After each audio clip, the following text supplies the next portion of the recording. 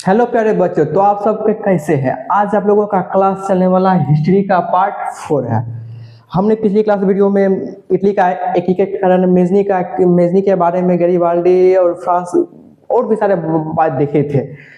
आज आप लोगों का क्लास चलने वाला यूनान में राष्ट्रीयता का उदय। क्या है टॉपिक? यूनान में राष्ट्रीयता का उदय। अब यहाँ से जानेंगे कि यूनान में राष्ट्रवाद की भावना का कैसे उदय हुआ और क्या हुआ, स्वतंत्रता के लिए इसने क्या क्या किया और इसमें से कौन कौन व्यक्ति ने क्या योगदान दिया, वही देखेंगे आज। इसमें से सबसे पहला पॉइंट दिया गया कि यूनान का राष्ट्रीयता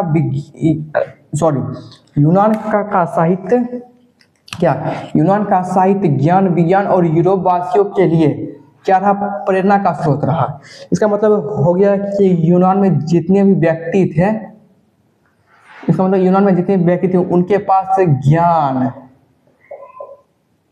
विज्ञान की कमी नहीं थी। वह बहुत ही दिमाग वाले व्यक्ति थे और उन्होंने कुछ ऐसा काम किया होगा, तो वो जो बुक का आविष्कार किया होगा या कोई अच्छा सा काम किए होंगे। तो उन्हीं वजह से ये कहा गया कि यूनान का साहित्य ज्ञान विज्ञान यूरोप वासियों के लिए प्रेरणा का स्रोत रहा है। जो यूनान के जितने भी फेमस व्यक्ति थे, जितने वो महान व्यक्ति थे, वह उनका एग्जाम्पल कौन लेता था, यूरोप वासियों को लेता था वो एग्जाम्पल। वही लिए लिखा गया कि यूरोप वासियों के लिए प्रेरणा का स्रोत रहा है। कौन सा देश? यूनान। अब है कि यूनान तुर्की के अधीन था। मतलब जो यूनान देश है ये किसका गुलाम था?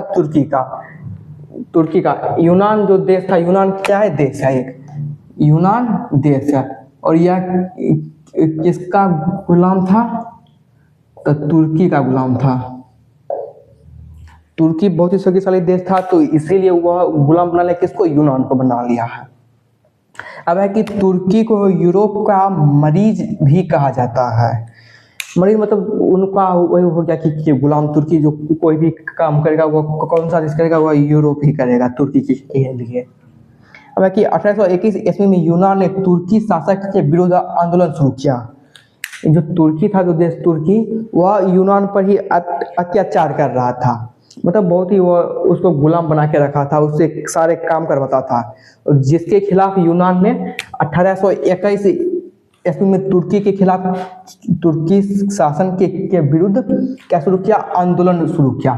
मतलब जो 1821 ईस्वी में तुर्की जो शासन कर रहा था किस पर? यूनान पर। और यूनान ने इस ईस्वी में तुर्की के विरुद्ध आंदोलन शुरू कर दिया कि हम अब से नहीं, हम तुम्हारा शासक नहीं बनेंगे, अब से हम तुम्हारा काम नहीं करेंगे, अब से हम अपना खुद का स्वतंत्र राष्ट्र बनाएंगे। और ये हो गया। और फिर से लिखा है कि यूनानी ने तुर्की के अलग यूनानी ने तुर्की से अलग होने के लिए हितेरिया फ्लैग नामक संस्थान की स्थापना किया।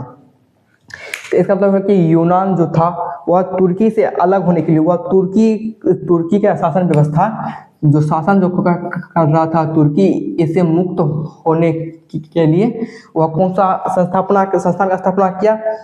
हितेरिया फ्लैग। जो यूनान है जो उस तुर्की के शासन से मुक्त होने के लिए हितेरिया फ्लैग नामक संस्थान का वो स्थापना किया है। जो हितेरिया फ्लैग यह एक गुप्त संस्थान है। अब इसके बारे में बताते हैं। अब यहाँ से इसको मिटा देते हैं।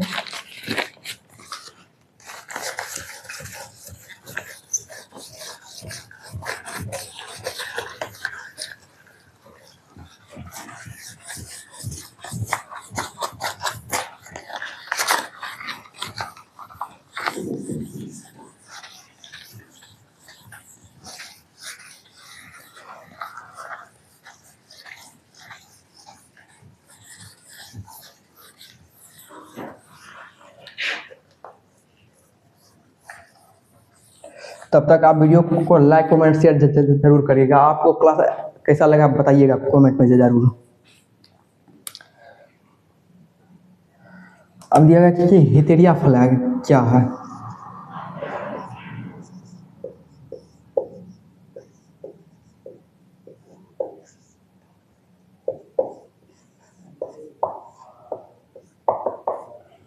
यहाँ जानेंगे कि हितेरिया फ्लैग क्या है।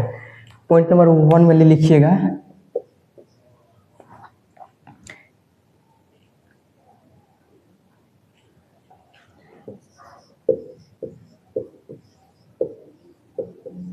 इस गुप्त संस्थान की स्थापना कब और कहाँ हुई? स्थापना 1814 ईस्वी में कहाँ पर हुई? कहाँ हुई लिखिएगा।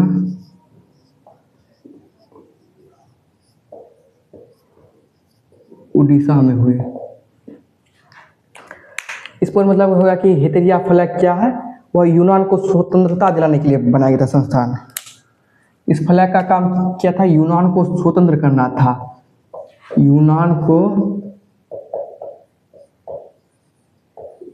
स्वतंत्र करना था, मतलब यूनान जो गुलाम था किसका? तुर्की का। उस तुर्की से आजाद करना था किसका काम? इस हेतेरिया फलक का। वो लिखा गया कि इस गुप्त संस्थान की स्थापना कब और कहाँ हुई? इस गुप्त संस्थान की स्थापना 1814 ईस्वी में कहाँ हुई? और उड़ीसा में हुई। 1814 ईस्वी में कहाँ पर हुई? उड़ीसा में हुई है। अब यहाँ से दूसरा पॉइंट लिखिएगा। इसका उद्देश्य क्या है? इसका उद्देश्य क्या है? हेतेरिया जो फ्लैग जो बनाएगा इसका उद्देश्य क्या है? इसका उद्देश्य है यूनान को तुर्की से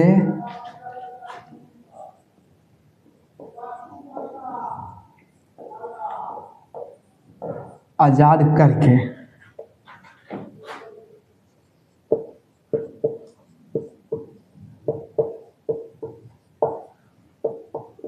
यूनान को स्वतंत्र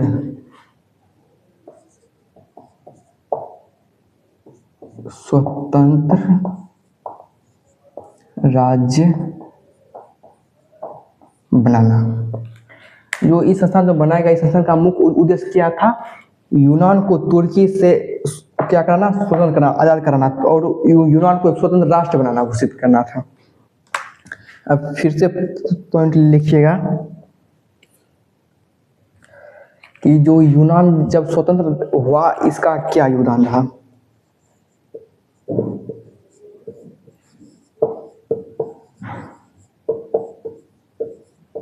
यूनान के स्वतंत्रता में